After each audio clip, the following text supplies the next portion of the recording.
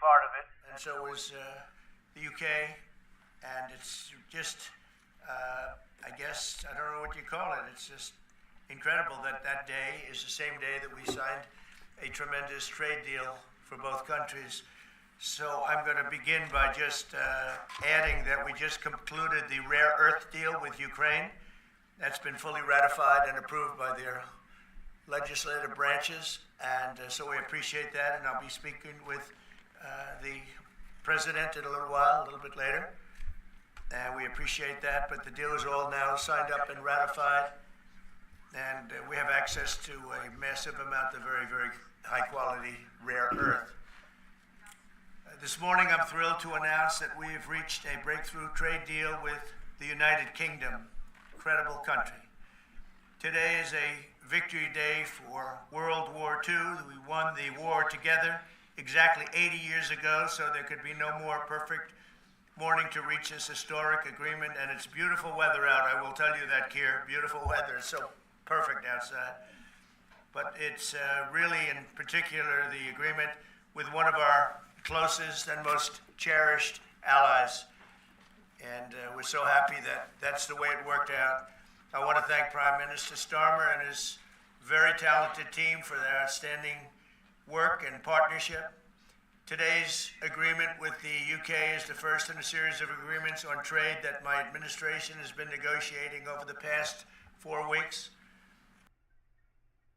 The United States in affirming that reciprocity and fairness is an essential and vital principle of international trade. The deal includes billions of dollars of increased market access for American exports, especially in agriculture, dramatically increasing access for American beef, ethanol, and virtually all of the products produced by our great farmers. And our Secretary, as you know, of Agriculture is here. Brooke, thank you very much for being here. Thank you, sir. You'll let the farmers know. In addition, the UK will reduce or eliminate numerous non-tariff barriers that unfairly discriminated against American products, but this is now turning out, I think, really to be a great deal for both countries, because it'll be really great for the UK also. So they're opening up the country. Their country is a little closed, and we appreciate that. They'll also be fast-tracking American goods through their customs process, so our exports go to a very, very quick form of approval, and there won't be any red tape. Things are going to move very quickly both ways. The final details are being written up in the coming weeks. We'll have it all very conclusive, but the actual deal is a very conclusive one. We think just about everything's been approved. So good for both countries, and we'll also receive new market access for American chemicals, machinery, and many other industrial products that weren't allowed, and they'll end up getting products that they'll be able to price, and if they like them better and we make great products, they'll be buying those products, but they were not available in the UK. Furthermore, in a historic step, the deal includes plans that will bring the United Kingdom into the economic security alignment with the United States. That's the first of its kind. So we have a big economic security blanket, and that's very important, and we feel very, very comfortable with that because it's been a great ally, truly one of our great allies. I mean, a lot of people say our greatest ally. I don't want to insult people by saying that, but I can say it's certainly one of our greatest, and right at the top, and they're the first one we're talking about. And by the way, we have many meetings planned today and tomorrow, and every country wants to be making deals. And we have a meeting, as you know, Scott will be going over to Switzerland on Saturday, and that'll be very, very interesting. Let's find out, but I think they want to make a deal very badly too. Both countries have agreed that the economic security is national security, and will be working together as allies to ensure that we have a strong industrial base, appropriate export controls, and protections for key technologies and industries like steel. Steel is a big factor. Both countries will become stronger with steel and things necessary for military. You know, we used to build ships and other things literally at a level that nobody's ever seen, and we haven't, we've eased up, and I would say that the UK certainly eased up, but now we're going to be uneasing both, and we work together. Once again, I want to thank Prime Minister Starmer. He's been terrific for his partnership in this matter. The special relationship and external bond. It's really an external and an internal bond between our two countries will soon be stronger than ever before. And we really do. We have a great relationship. I want to just say that the representatives of UK have been so professional, and it's been an honor doing business with all of them, and in particular the Prime Minister. And I'd like to introduce him now to say a few words. Mr. Prime Minister, please take it away.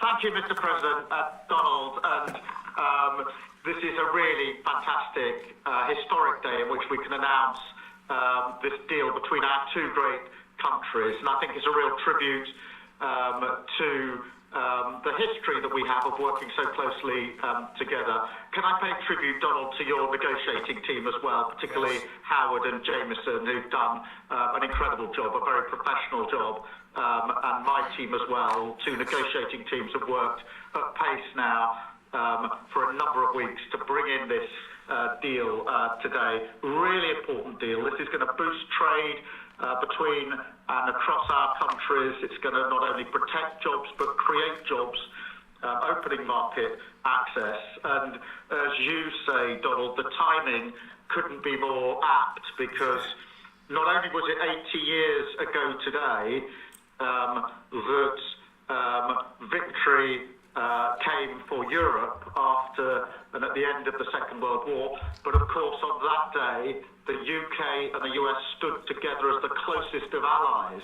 And Donald, I think even down to the hour, because you may or may not know that it was about this time of day, exactly 80 years ago, that Winston Churchill announced victory in Europe, and that led to great celebrations across Europe, across America, but particularly in the United Kingdom. Literally people going out into the street, putting bunting up, going up to the palace. And so to be able to announce this great deal on the same day, 80 years forward, almost at the same hour, and as we were 80 years ago, with the UK and the US standing side by side, I think is incredibly important and makes this truly historic. That close relationship has endured over those 80 years. As you know, Donald, when it comes to defence and security and intelligence sharing, of course, there are no two countries that are closer than our two countries. And now we take this into new and important territory by adding trade and the economy to the closeness of our relationship. It is built, as you say, on those notions of fairness and reciprocal arrangements. We've always had a fair and balanced arrangement between our countries. This builds on that, hugely important for sectors like car manufacturing and for steel and aluminium and so many others. And yes, we can finish ironing out some of the details, but there's a fantastic platform here, including, of course, on the tech side, where I think I'm right in saying we're the only two Western countries with trillion-dollar sectors when it comes to tech. And in the end, it comes down to, as you say, Donald, economic security is national security. On national security, we've been absolutely the closest of allies for so many years, keeping the peace through that close alliance, that friendship. And now we add to that this deal on trade and the economy. And I want to thank you for your leadership on that, Donald, and for the way in which your team have negotiated this. And I'm so pleased that we've got this deal, we've finalised it, and we've built an incredible platform for the future. So thank you so much. Donald, I'm now going to go and do a press conference. I think you have your press in with you. But on the details, I think if you've got Howard, we can deal with that through one of my team. That's great. Well, Mr. Prime Minister, thank you very much. It's an honor. We're going to have a continued, maybe a better relationship than ever before. You know, I don't know if the media knows, but the U.S. and UK have been working for years to try and make a deal, and it never quite got there. Yeah. But it did with this Prime Minister. So I want to just congratulate you. Well, with this President, this Prime Minister, we've managed to achieve what many people have tried to achieve for many years. That's right. And I'm really pleased, and it feels completely historic and on a special 80-year anniversary as well. So, Donald, thank you so much. It's really good to have got this deal over the line. Tribute to both teams, tribute to our countries, and tribute to your leadership. Thank you. Well, it really is a great thing. And you go do your press conference, and I'll see you soon. Maybe speak to you later. But thank you very much. An incredible thing. I can't tell you that for so many years, even as I sat, everybody talked and talked and talked about a deal with, it just seemed like a natural deal, but it was not done. But now it was done with us. So I feel very proud to have been a part of it. Keir, thank you very much. Thanks, Donald. We'll speak again soon. Very good. So long. Bye.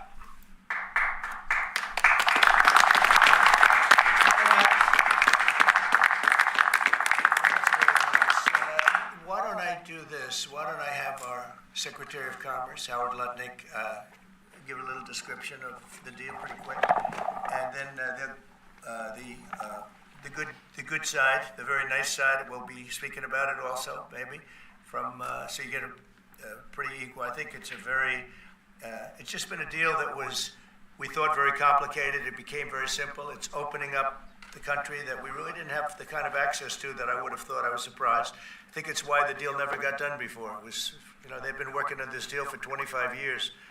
And we got it done, and we got it done. Really, it's going to be great for both countries. So, Howard, if you could go, and then somebody else, you may have, you'll pick whoever you want who'd like to do it. I have a feeling you're going to do it, right? So you guys go ahead, and then we'll take questions right after that. But I think you'll get a pretty good understanding of how big it is. It's a very large deal, very big deal. And Howard, go ahead.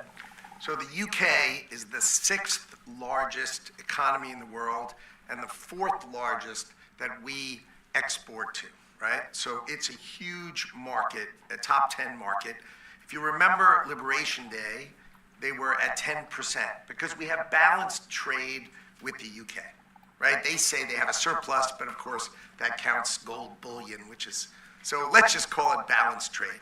So how do you open up a market in balanced trade? People think it's impossible. They've always thought it was impossible until President Trump came on the scene and changed the way things work. So here's what we've got. We've opened up new market access, ethanol, beef, machinery, all the agricultural products. They've agreed to open their markets, and that will add $5 billion of opportunity to American exporters. So the question is, why would they do that now? Because they've never done it before, and we still have our 10% tariff on, which will produce $6 billion of revenue for the United States.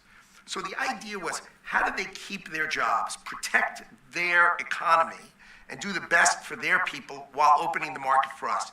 And the way is they studied it, their team was exceptional, and they tried to figure out the markets that they're importing from other people and try to send them over to America. So why were they always favoring others and not us? And what they've done is they've found the ways to do that so that we have new access, right? But the UK workers are protected, and that was the balance. So we did a deal with them in automobiles, and if you're not building here, we charge you a 25% tariff. But the president, and by the way, I want to make this clear, while Jameson and I worked hard, this was the president's deal, and people think, oh, that's not the way it works. If you got to sit next to him, I have the best deal maker to my left, and if you don't think that we take advantage of him calling the prime minister and getting that deal done, you don't understand who's the president of the United States. So he's the closer. He gets deals done that we could never get done because he understands business, he understands deals, and that's why we're here today. So he agreed they could send 100,000 cars into America and only pay a 10% tariff. And that protects their car industry. And remember, we do 16 million cars a year. So this is only like 0.6%. But for the UK auto people, this is tens of thousands of jobs that the president agreed that he would protect for them. So he made that deal, right? Then steel and aluminum. Right? Their steel business has been destroyed like everybody else has been destroyed by people dumping steel into their markets. And British Steel had announced it was closing down. So the British government, as part of this deal, nationalized British Steel, and they're going to match the kinds of models we do. They'll put tariffs on, they'll put quotas on. They want to do it with America so they can be part of the resurgence of steel and aluminum in America, and that saves them, again, thousands and thousands of jobs. So if you go step by step, aero and commercial planes, they sell Rolls-Royce engines to Boeing. We've agreed to let Rolls-Royce engines and those kind of plane parts to come over tariff-free.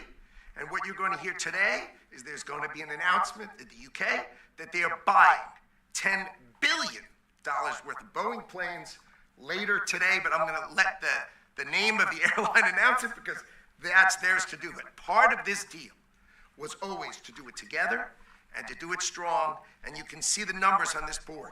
Everything about this board works exceptionally well for the United States of America. It lays out the plan that you can work with us in autos, you can work with us with aero and commercial, you can work with us in pharmaceuticals if you have a supply chain that is secure and protected in national security. So we feel really good about the deal. You've heard the Prime Minister, he feels really good about the deal, right? And we started at 10% and we ended at 10%, and the market for America is better, and this is a perfect example of why Donald Trump produced Liberation Day. People don't understand he gets things done in a matter of time. This would have taken Jameson and I 3 years, maybe.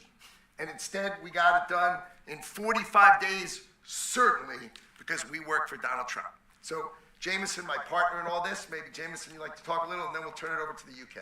Sure, happy to do that. Everyone has had great remarks. I just have to echo the President and the Prime Minister when we talk about VE Day. This is something we've been waiting for decades, and there is no more appropriate day to do this. And when we step back and we look back a few weeks from now, or months from now, or years from now, we're going to look back at this day and better appreciate the significance, I think. And I'll just say as well, in terms of negotiating, I mean, the UK negotiators, you know, we've got one right here, did an incredible job, right? This is why you win wars, right? When you act like this. And the ambassador, he knows more about trade than a lot of us here based on his background. And I would say on this deal, Mr. President, what we've shown is that it is time to change the way we do trade. People said we couldn't do a global tariff. We did a global tariff. They said no one would want to deal with us. People want to deal. They said no one give offers. You saw that stack of offers I showed you yesterday of all those countries. They said we wouldn't get deals, and here we are with the deal with the 6th largest economy. We've agreed to have fair and reciprocal trade, and we've done it in record time. Thank you very much. Sir. Great job. Thank you, sir. Mr. Ambassador, please. Well, Mr. President, thank you very much indeed in hosting us this morning.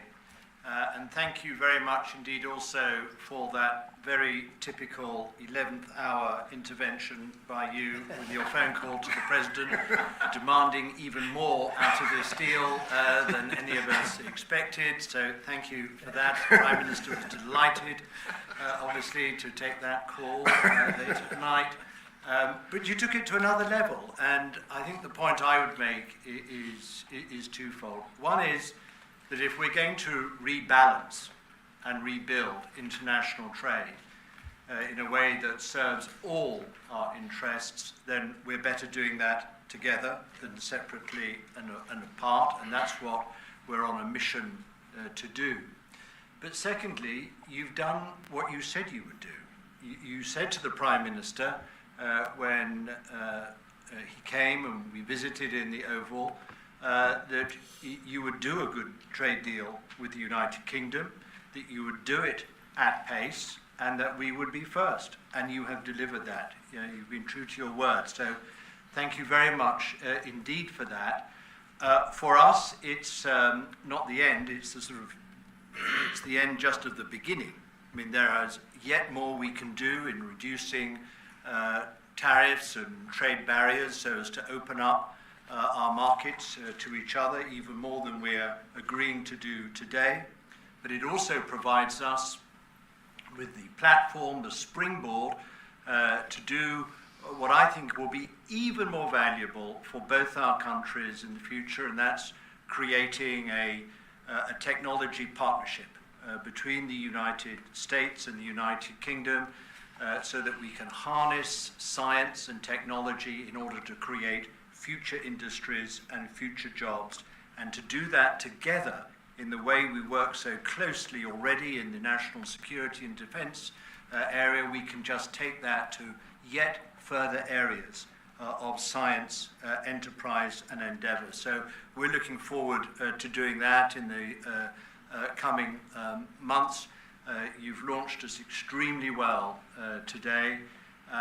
It just, in my view, as the Prime Minister has said, just shows what two countries who trust each other, who are confident in each other and are familiar with each other can do, not just for ourselves, but for those, the rest of the world, who need to benefit from a bigger and better international trading system.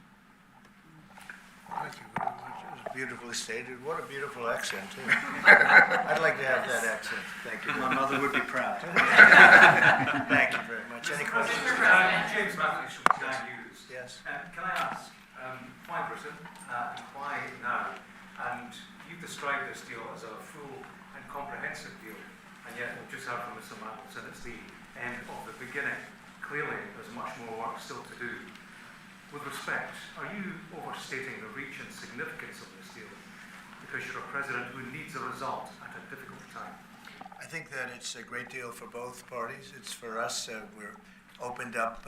I didn't know how closed it was. Quite closed, the market, as you know, the UK, and it opens up a tremendous market for us, and it works out very well, and a lot of assets. You see the chart, and those are tremendous assets.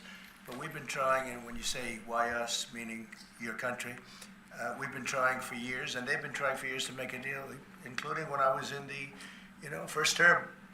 It would always be people talking, but they weren't getting it done. But for 25 years before that, they were trying always to make a deal, a very significant deal. I actually, until I looked at the numbers, I didn't realize this is a very conclusive deal, but we think we can grow it even from that. But this is a maxed out deal, not like you said it. You said it really incorrectly. This is a maxed out deal that we're going to make bigger, and we make it bigger through growth.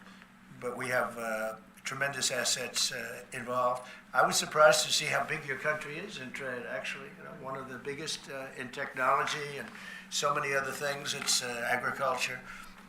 I really didn't know. It's depending on your definition, it's from 4 to 5 to 6. That's pretty big in the world. So I was very impressed by that. But we're going to take it to new levels. It's a very big deal right now, but I think it is going to grow just of its own volition. It's going to grow, and over time there'll be changes made, there'll be adjustments made because we're flexible. We'll see things that we can do even better. But it's very conclusive, and we think everyone's going to be happy, and the people of your country are going to be very impressed with the result. They'll be able to buy from more people. They'll be able to price things differently. They'll be able to get some products that aren't available to them now that we make better than anybody in the world. And it's just something that it's a great thing that it came together. It's so nice because we have many countries want to make a deal, and many countries are very unhappy that we happen to choose this one, to be honest with you. But long time, our oldest ally, or just about. Just a couple of people claim that too, but let's put it right at the top. I think it's going to be something very special for UK and special for the United States. Thank you, Mr. President. Reagan Reese with the Daily Caller. How close are you to more deals, and when do you expect the next to be announced? Well, very close. We have numerous deals. I know Howard's going back. As soon as this is finished, your press conference, he's got numerous. And Scott, who's right over here, who's fantastic, by the way. You were great on television this morning. I watched you. Gave them a little lesson in the world and economics. But Scott's going to be going to Switzerland, meeting with China, and they very much want to make a deal. We can all play games. Who made the first goal? Who didn't make it? Doesn't matter. It only matters what happens in that room. But I will tell you that China very much wants to make a deal. You see how that works out. Every country throughout the last 40, 50 years has literally ripped off the United States on trade, on military protection, on all the different things. And we are now making fair deals. And in this case, it's great because we really weren't very much involved. You have the which is, I think you made the right decision years ago. I don't know if you remember, I was opening up Turnberry the day that people were voting, and they asked me, would it happen or way? I think it's better for them, and they did. I think it's going to end up being a very smart decision. But a big part of that decision was always that you'd be able to make a deal with the United States, and they were unable to do that.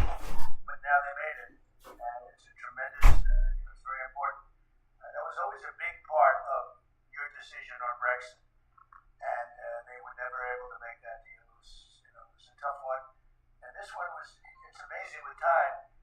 This one just went very smoothly, went quickly and smoothly, and a lot of common sense, as I like to say. It's tremendous common sense, but it's going to make your country much bigger in terms of trade, and it's going to make our country much bigger in terms of trade too. Yes, sir. Tom Bacon at the BBC. Thank you, Mr. President. You mentioned meat. The BBC. You mentioned meat and beef exports. The UK currently doesn't accept American beef because of its own food standards. Are you calling on the UK to accept all American beef and chicken products? Well, I think they'll take what they want. We have plenty of it. We have every type. We have every classification you can have. As you know, Bobby Kennedy is doing a tremendous job, and he's, I think, probably heading toward your system with no chemical, no this, no that. I think we're heading that way. It seems to be. And but we have that also. So we're a very big country. We have a lot of beef. We're a very big country. So it'll be great. Yes. Yes. Yes. Let's talk about American beef really quickly, and it can't be understated. I'm Brooke Rollins, by the way, how important this deal is and what this means to American farmers and ranchers. Specific to the beef, this is going to exponentially increase our beef exports. And to be very clear, American beef is the safest, the best quality, and the crown jewel of American agriculture for the world. So I think a really important part of this deal isn't just the ethanol reducing of tariffs from 19 to 0, which for our row croppers is a huge deal, but also for beef. And as we move forward, I know our incredible trade team is looking at all of the meats, all of the produce, really all of our agriculture exports. And I don't know if there's an industry that has been treated more unfairly and has suffered more than our agriculture industry. So we look forward to, I'll be in the UK on Monday, talking to my counterpart over there for next week, and I look forward to moving that out across the country. The president is I think the best in the world, the best tractors, the best everything in the world. And they say that our agriculture is second to none, you understand. And it'll be a great asset. People are going to be able to have options, choice, and they'll have more of it. And that usually means lower prices. How about we'll do you and then you? Go ahead. The Italian TV, Daniele Compatangelo, LA7 to 2010 media. So congratulations for the deal. We see a big revenues from the chart. But what's the rest of Europe?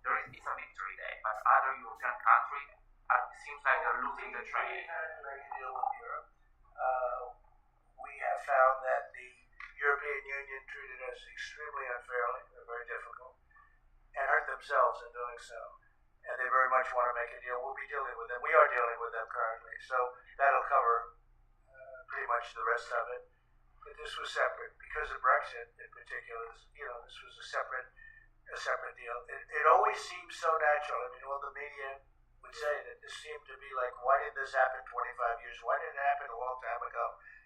And it was always amazing to me. Somebody would say, hey, we got to make a deal. We have to make a deal. But this deal just fell into place. The Prime Minister did a fantastic job.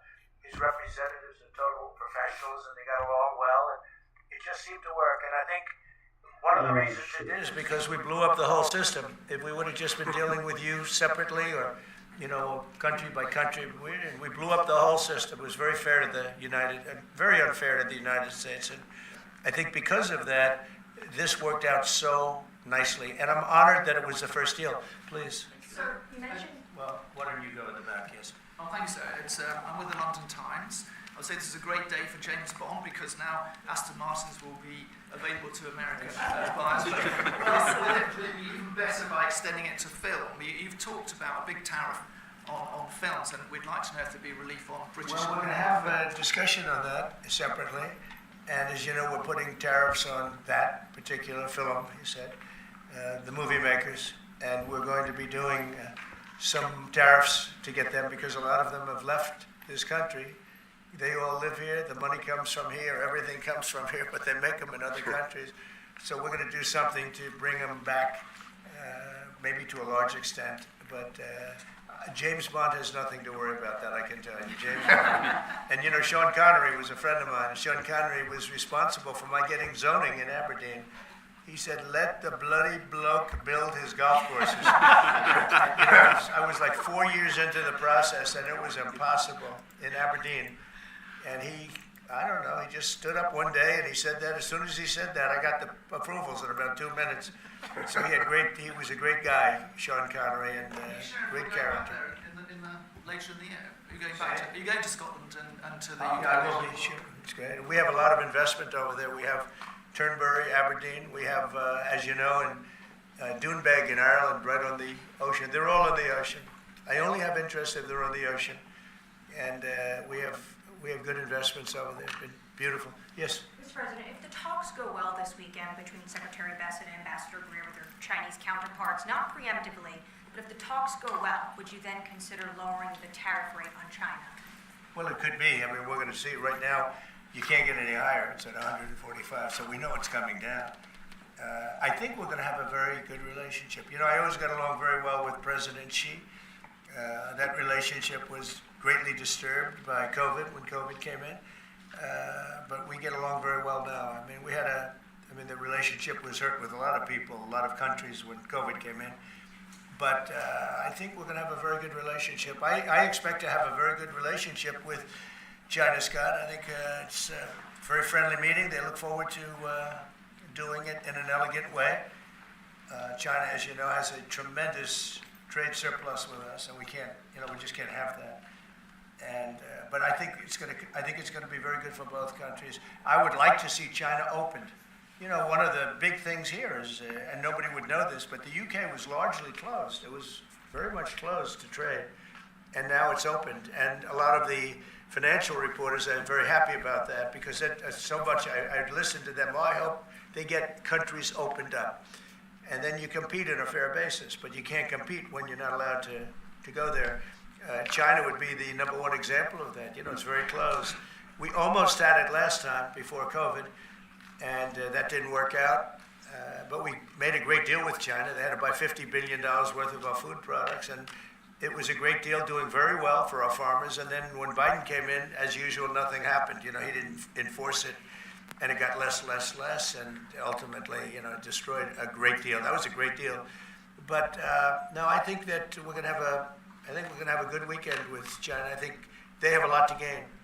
I do think they have far more to gain than we do in a sense, but we're going to have I think we're going to have a very good weekend. Will you speak to Xi after the weekend talks? I might, yeah, sure. Depending on what Scott says, we Scott is doing certain countries and Howard's doing certain countries. I mean, I wish I had like 10 more of each. Then we could do them all at one time. But there will be a time, we'll do a number of them, and then there'll be a time, I think I can say this, Scott and Howard, where we're just going to say, because we understand the countries, we understand what they want, where we're just going to make the deal. In other words, we don't need the country involvement because we've already had it. And we'll say this particular country, which had big surpluses, let's say, we had therefore deficits, that this particular country is going to pay a 25% tariff or 30% or 50% or 10% or whatever it may be. I think we should explain it now. One of the things we did here that we'll rarely do is on cars, we took it from 25 to 10 on Rolls-Royce because Rolls-Royce is not going to be built here.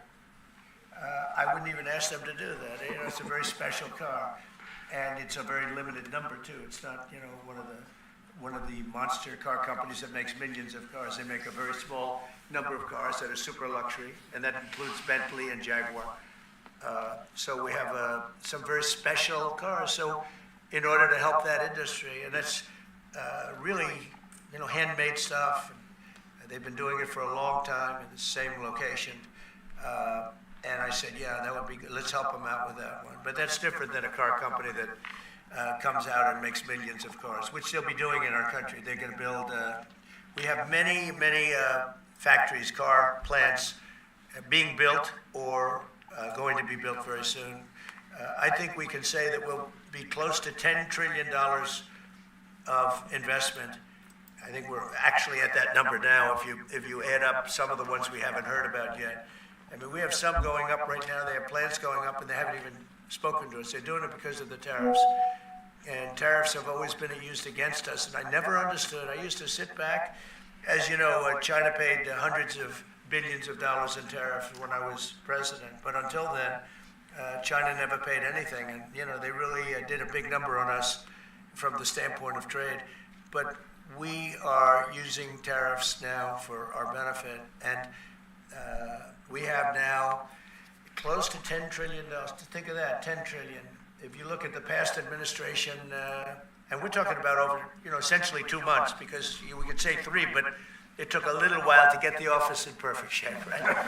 It took a little while to get things done, but once we started, when you think of that, close to $10 trillion of investment, you've had years where the United States wouldn't do that wouldn't do $1 trillion in a year, wouldn't do anywhere near $1 trillion.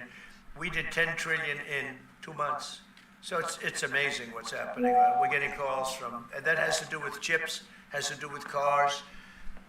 We used to make chips. We had Intel, and we used to make chips. We had a monopoly on chips. Everything was made here. And now, over a period of years, because of presidents that didn't know what they were doing, they allowed that business to be stolen from us. Most of it moved to Taiwan.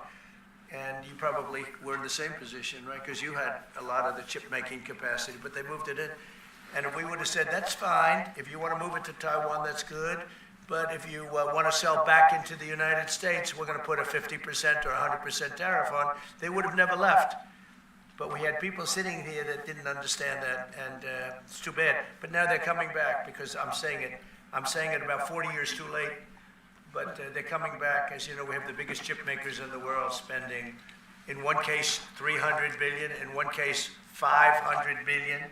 Same as Apple, and in another case, $200 billion, and we're going to have a large share, a very, very substantial share of the chip-making market. You said that this weekend is going to be a friendly visit, but do you expect that it will just be a formality to break the ice, or are they going to get into substantive negotiations? I believe so, yes. I believe it's substantive, yes.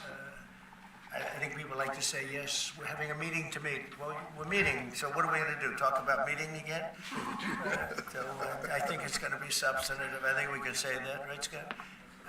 Very substantive. Now, China wants to do something. And look, they have to at this point. You know, essentially, they made $1 trillion a year, and now they have absolutely, you know, no business because of the tariffs. They have no business.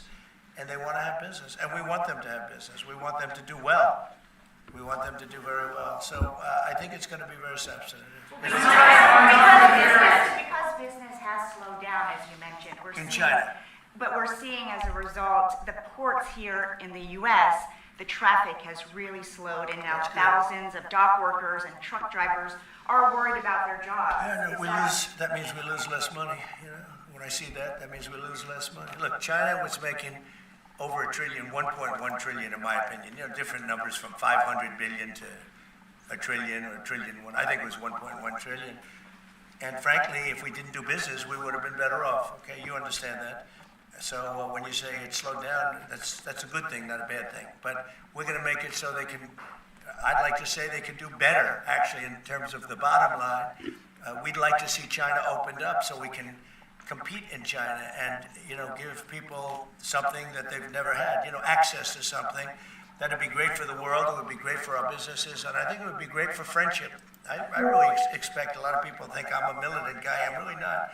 I think that trade can bring a greater friendship with China. It can be something good, but, you know, one of the things that I know Scott's going to be talking about very high on the list is open up and let our businesses go into China, because when you talk about a closed country, that's a really closed country. And I think it would be great if it was opened up. It would give people a lot of choice and would create a lot of jobs, a lot of everything. So I think it would be a great thing for China. And that's going to be one of the things we'll be discussing, like we discussed with UK. Yeah, please. So what does Britain have to do for you to drop the baseline 10% tariff that you're maintaining? Well, I think that's set because that has to do with a lot of different things, including past. There are a lot of past things that we talk. This is very inclusive. We included everything, and that's pretty well set. Yeah, please. Yeah, Mr. President, the 10% baseline tariff remaining in place, is that a template for these future trade deals? You say No. you're going to keep it here. No. Is it going to stay in every case? No, that's a low number. They made a good deal. Some will be much higher because they have massive trade surpluses, and in many cases they didn't treat us right. One thing with UK, they had somewhat closed, not like a China as an example, but they always treated us with great respect. They treated us with great respect. The template of 10 is probably the lowest end, and therefore they made that deal. But they we've had just a very special relationship with them. Like, I won't do that deal with cars. I mean, unless somebody shows me that there's another kind of a car that's comparable to a Rolls Royce. And there aren't too many. This is a good commercial for Rolls Royce. They're going to order a lot of Mr. cars. President, I wonder whether you'd like to buy. Well, the last time this happened, I ended up. I would be happy to suggest a discount, obviously a very modest discount. We have to protect our pocket margins. I've had many of them, actually. The last time that happened, I ended up buying a Tesla. Thank you.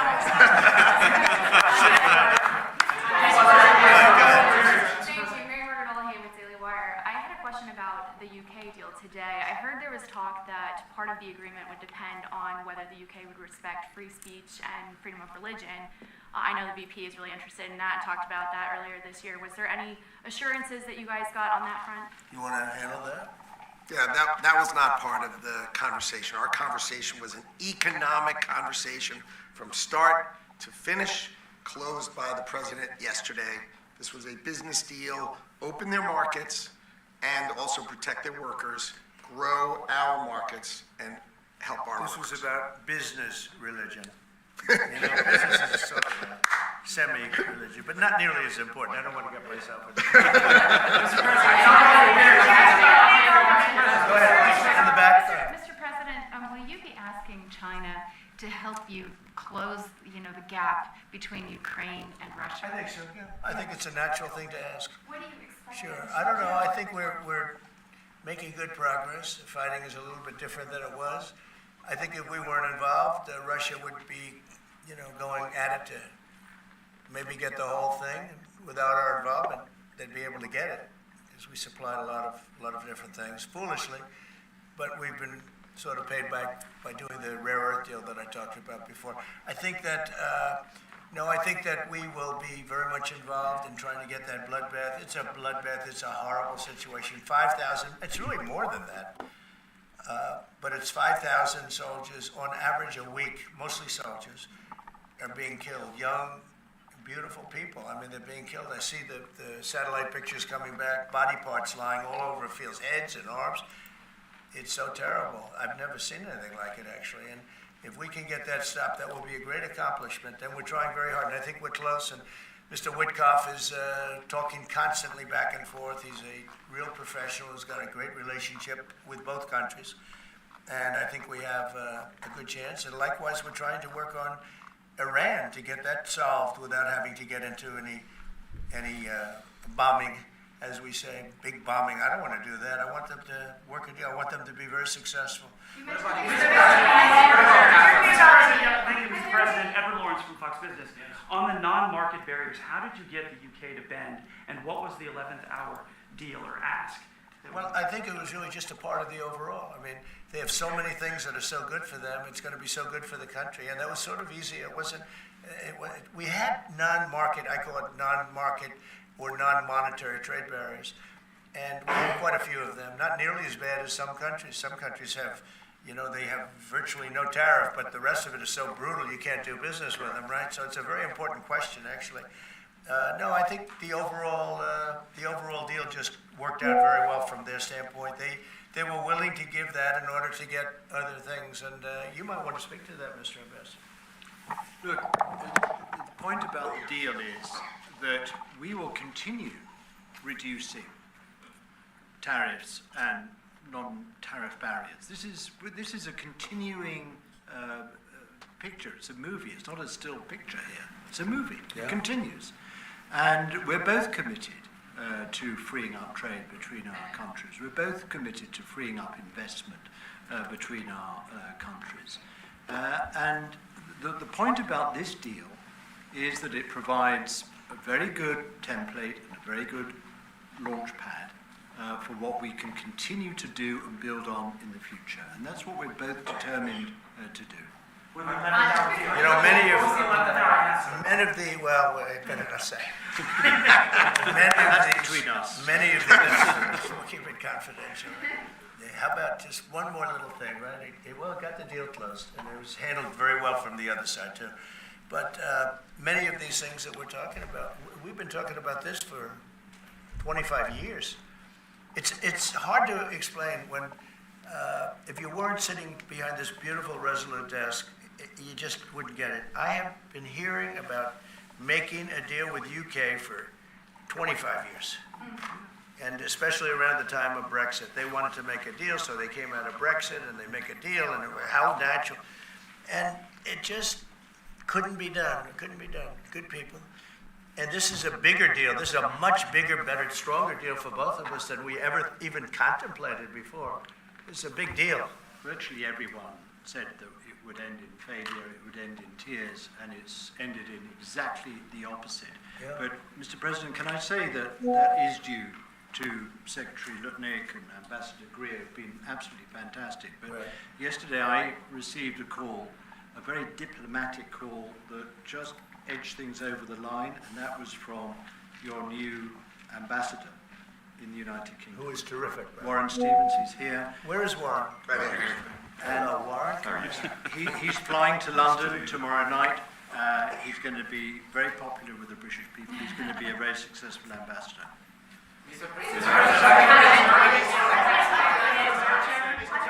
And? Were you disappointed? And he's got plenty of cash. That guy's plenty of cash. We need some more big spenders. You're going to go ahead fast. Yeah, are you planning to meet Ursula von der Leyen, the president of the Ukraine Council, anytime soon? Oh, she's so fantastic, right? She's so fantastic. I hope we're going to meet. Yeah, the answer is yes. I saw her a few days ago. And I think that we'll definitely meet, yeah. The European Union is a big thing. They want to make a deal very badly. You know, everybody wants to make a deal. Look, everybody wants to make a deal with the United States, and we're doing that, and we're going to make fair deals. I'm just honored that this was the first one. Go ahead, please. The Federal Reserve Chairman, Mr. President, says that you would have to call him for a meeting. Do you plan to meet with him? And what do you think about? It's like talking to a wall. He should be. What do you think about not cutting? The Bank of England cut today. Well, the Bank of England cut, China cut, everybody's cutting but him. I don't know. We'll see what happens. It's a shame. I call him Too Late, Too Late Powell, that's his nickname, and it's a shame, it's ridiculous. So, meeting, he's always too late. But in this case, it's not going to matter that much because our country is so strong. We're so powerful in terms of economic strength and what we've done. And I'll tell you what, if we didn't have our first term, you wouldn't be. We created things in the first term. We cut more regulations than any president in history. We cut the taxes more than anybody in history. And a very big factor is going to be the tax bill that we have right now, the one big beautiful bill, as we call it, which is all-encompassing, the biggest tax cuts ever in history, bigger than even the first time, and the incentives, even great for the UK, because it'll make us so strong that we're going to be doing more business with you. It's a very important element for taxes, for every aspect, regulation cuts. That bill is, I believe it's the biggest bill of its kind ever in the history of this country. And Speaker Johnson and Leader Thune have done an incredible job. I mean, I'll let you know, we have to get a vote, but we have a lot of support for that bill. And if that happens on top of all of these trade deals that we're doing, this country will hit a point that you better go out and buy stock now. Let me tell you, this country will be like a rocket ship that goes straight up. This is going to be numbers that nobody's ever seen before. That's a very important element of all of this. You know, if we get that, if you don't, and the Democrats are fighting it only because they want to fight. They have Trump derangement syndrome. You know, if it was somebody else they wouldn't fight. If you had a normal person, if you had some stiff sitting behind you, they'd be fine. But they have Trump derangement syndrome. You know, Senator Schumer's become a Palestinian. He's, welcome. I don't know when they're going to give him the ceremony, whatever the ceremony may be. It's terrible what's happened to the Democrats. So, very, very important element of everything, of what we're doing. Unrelated to today, but related in the sense that we'll do, if that passes, we'll do even more business with the UK. We'll have so much. It's the biggest tax cut in history. It's going to make our country zoom. It's going to be incentive, as you know, with the deduction for, basically for work. You work, you build, you plant, etc., your deduction. It's going to be the biggest, it's the biggest bill of its kind ever passed, maybe the biggest bill ever passed. That's why we call it the one big, beautiful bill. Just announced a new nominee for the U.S. Surgeon General who never finished her residency and is not a practicing physician. So can you explain why you picked her to be America's top doctor? Because Bobby thought she was fantastic. She's highly, she's a brilliant woman who went through Stanford, and as I understand it, she basically wanted to be an academic as opposed to a surgeon. I think she graduated first in her class at Stanford. And Bobby really thought she was great. I don't know her. I listened to the recommendation of Bobby. I met her yesterday and once before. She's a very outstanding person, a great academic, actually. So I think she'll be great. Your nominee for U.S. Attorney of D.C., do you have a backup plan if this Senate does not? But he's a terrific person, and he wasn't getting the support from people that I thought. You know, he's done a very good job. Crime is down 25% in D.C. During his period of time. I'm very disappointed in that, but I have so many different things that I'm doing now with the trade. You know, I'm one person. I can only make, boom, I can only lift that little phone so many times in a day. But we have somebody else that will be great.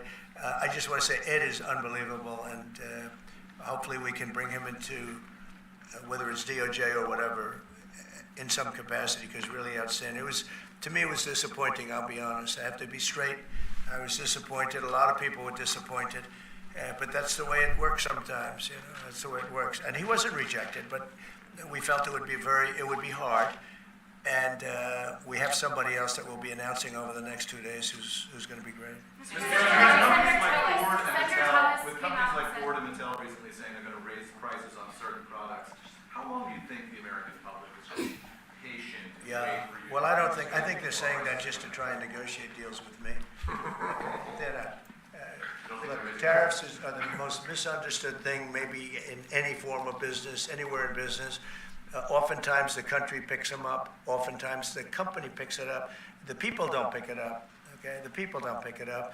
And if Ford did that, they wouldn't sell any cars. And if Mattel, I don't know, I'm not so sure. They also said they're the only country I've heard. They said, well, we're going to go counter. We're going to try going someplace else. That's okay. Let him go, and we'll put 100% tariff on his toys, and he won't sell one toy in the United States, and that's their biggest market. I heard that. I mean, I watched this guy talking about how I'm going to go counter. I said, well, I wouldn't want to have him as an executive too long. The Ford people I know very well. What they're doing is negotiating with us by saying that. But we don't think that's going to happen. Look, I put out a truth today, and it said that gas is down, gasoline is down, energy is down, groceries are down, eggs are down. I mean, eggs, thank you very much, but eggs are down. When I came in the first week, you guys hit me with eggs. I said, what the hell happened with eggs? Eggs were up like 170% and going up, and they said, don't order any for Easter. And we were thinking about ordering plastic eggs like everybody was doing. And Brooke did a fantastic job, agriculture. Brooke did a fantastic job. And we had hundreds of thousands of eggs out here on the lawn just 2 weeks ago at Easter. But you take a look at the cost. Energy's down. Even interest rates are down. Now, if the chairman of the Fed, Jerome if he would lower interest rates like China did, like I think UK did, but like numerous other countries have done, it's like jet fuel, it'd be great. But he doesn't want to do it. I think he doesn't want to do it. Probably he's not in love with me. I think that's right. It's sort of a crazy reason, but that's the way life is. Anybody in his position would be like, it would be like jet fuel. But even without that, we're doing well. But remember this, I've watched you people reporting over the last few months that if we do this, prices are going to go through. Well, groceries are down. All of this stuff is down. Lumber is down. Oil is gone to, we have that thing broke 60, right? $60 a barrel. And $1.98, $1.99 in some cases. And heading in that direction. No, I think it's been amazing, actually. And what that's good for, it gives the consumer more money, and it gives them a better life, because we just came out of the worst inflation, in my opinion, in the history of our country. They say 48 years. But Biden really screwed it up. He screwed up energy. And he also he spent too much money. He was spending it on, the Green New Scam. And that's like throwing the money. See that beautiful window behind? Take money, throw it right out that window, because it's the same thing. He spent $10 trillion. He wasted it. Not only was it bad, it was a negative. It wasn't even like it helped a little bit. It was a real negative. And then on top of it, they let 21 million people into our country without any identification, anything. Just let them in. It's very, very sad. Well, we'll do one or two more.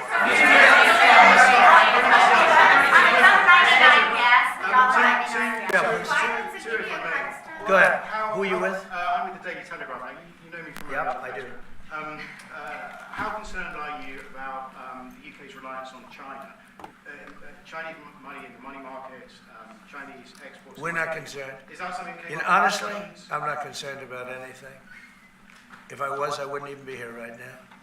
If I was concerned about anything, and it wouldn't be that, but I wouldn't be here right now. No, we're not concerned. We're going to have, I believe, a very good relationship with China, and a fair relationship, and it'll get bigger and it'll grow. It'll grow. As an example, if they open up the country, that'll be the best thing China ever did for itself. They don't know that yet because, it's been a different system. But that'll be the greatest thing that ever happened to China. The people will be happier. They'll buy for less. They'll see things that they never saw before, and they'll be buying them. And it'll really create great long-term peace. And if I could ask one of the Agriculture Secretary, actually, there's a lot of concern about chlorinated chicken, the import of hormone-treated beef. Has that question been addressed, resolved in these talks, or is that something for the continuing negotiations? Well, James. I would just say that it's very clear, and we have in the heads of terms that we are going to discuss all of these types of issues, and obviously the importing country, whether it's us or them, you got to follow the rules on those types of things. But our point is the rules need to make sure that they are based on science, and that's our expectation. We know the UK believes that too, so we want to come to an accommodation. We want the consumers in each country to be able to choose what they want and give them the information that they want. We have an incredible EPA led by Administrator Zeldin that is on this. So the talks continue, but we are very, very confident in our products, and what the president has done to open up the markets is unprecedented for these farmers here in America. Thank you. Wall Street, as they watched this, you saw the stock market decline sharply after Liberation Day, and it's rallied back since then. Well, now it's going to really rally, because, don't forget, they said this is all a pipe dream. And this is a tough one. This is, somebody would say, well, this is easy. This is much tougher, I think, than any other deal, because they've been at it for so many years, decades, trying to make this deal. And it's very conclusive, and it's a great deal, and it's a very big deal, actually. And no, this is just the beginning. We're going to be having conferences, or at some point we won't have, we'll just put out a statement that we just signed this country, that country. And after a number of these are done, nobody has enough people to do it. We're just going to put out X country is going to pay this, and if they open up, they're going to do this and that, and they're going to be open up. Everybody wants to be here. I say this is where they want to be shopping. They want to shop in this country because we have the consumer. And we have the consumer like nobody else. And, if this country went bad, the whole world would go bad. But we really saved it from going bad. Yeah, please. So can I ask you about the air traffic control issue? Are you looking at getting new software? I'm glad you asked me about it, because I'm just going to be talking to now the heads of the airlines and everything else. So I was all set before we had the rigged election to give out a brand new gorgeous system to one company that was going to do the whole thing, one of the best companies in the world that you know very well. You know, there are 3 or 4 of them that do it. And when they took over, Buttigieg, who has no clue, you know, he drives to work on his bicycle with his, in all fairness, with his husband on the back, which is a nice, loving relationship. But he didn't have a clue. This guy didn't have a clue. And he's actually a contender for president. Between him and Crockett, you can have that party. But he didn't know what he was doing. And he took what they call dry systems where you have wires in the earth, buried in the earth or whatever. And then you have the open air systems where you have satellites. And you can't mesh them. Anybody would know that if you went through about 2 months of study in school, if you studied that kind of thing. And he did. They spent tens of billions of dollars trying to take old, broken equipment and merging it into existing new equipment with brand new equipment. It's one of the greatest. They spent like $40 billion. And what they did is they made it worse because it doesn't work together. You can't make it work together. If you have a satellite system, you need satellite. If you don't, they had all these different technologies, some of them 50 years old, and they're trying to mesh them in. And they end up spending twice the money they should have. You could have bought a whole new system. So we have a very good guy who you all know, Sean Duffy, is head of transportation. And I've given him a 10-minute lesson in buying, and he's become really good. And we are now in the market to buy a gorgeous, brand new system. The helicopter that crashed into the plane at 400 feet, it shouldn't have been. What would have happened is all sorts of bells and sirens would have been going off 3 minutes before that accident happened, if you had the right equipment, but they didn't. And the new equipment is unbelievable what it does. You can have, you don't even, well, I was going to say something, but you always, in my opinion, you always need pilots. I want pilots. But you wouldn't even have to have pilots. This system is so incredible what they can do. But we have a system that's obsolete. And what they did is the worst. They tried to combine the really old, broken stuff with the new stuff. And you can't combine it. And anybody should have known. So Biden, do you think Biden figured this out? I don't think so, fellas. Do you think he has any clue? He doesn't know what the hell's happening. So here's the story. We're going to be buying a brand new, it's going out to bid very soon, brand new state-of-the-art system that will cover the entire world. I'll give you an example. When my pilot, now I have military pilots, but prior to that I have very good pilots, great pilots. They would land, and I won't tell you which country, but they would use the system of another country. They wouldn't even use the system of the United States. So if I'm landing in New York or Florida or Tennessee, they're using a system from another country. I said, why is that? And they were, you know, they're not into business, but they're just saying, our system doesn't work, sir. And I said, boy, that's pretty sad. But we were all set to give it out to, you know, look, you have a Raytheon and you have different companies like that, numerous companies. And you have companies that would do it, like an IBM, as an example. And you give out one deal, one contract. They gave out hundreds of contractors. They had diggers. They had non-diggers. They had people that focused on satellites. They had hundreds of different contracts. One contract where one guy is controlling everything. If you need a trench, then they dig a trench. But if you don't dig the trench, they don't blame you. What happens is you don't dig it, then they say, we want a cost overrun. Now, we have it all set, and we're going to be doing it. We would have done it, except that the election took a little strange turn. But the second one didn't. That was too big to rig. Thank you very much, everybody. Thank you. Thank you.